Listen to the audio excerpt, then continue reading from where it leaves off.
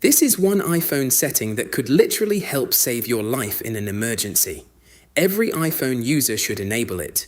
Open the Settings app, scroll down, and tap on Emergency SOS. The first thing you should do is turn on Call with Hold and Release. With this enabled, if you're ever in an emergency, simply press and hold the side button and one of the volume buttons. Your iPhone will display the Emergency SOS screen, where you can quickly call your local emergency services. And that's not all.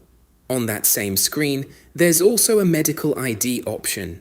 If someone else is helping you and you're unable to use your iPhone yourself, they can open your medical ID to see important information about you, including your emergency contacts.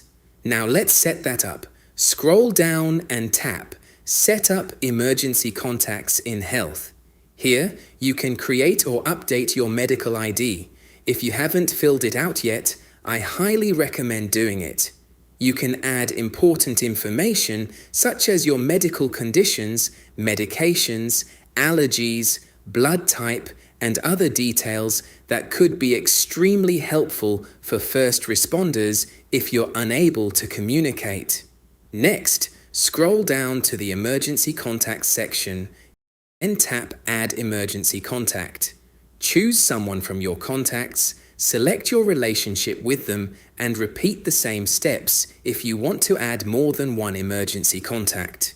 When you're finished, tap Done. Now, if someone ever needs to help you in an emergency, they can access your medical ID from the Emergency SOS screen to view your important medical information and quickly contact your emergency contacts, whether it's your parent, spouse, sibling, or anyone else you've added. It only takes a minute to set up, but in a real emergency, it could make a huge difference.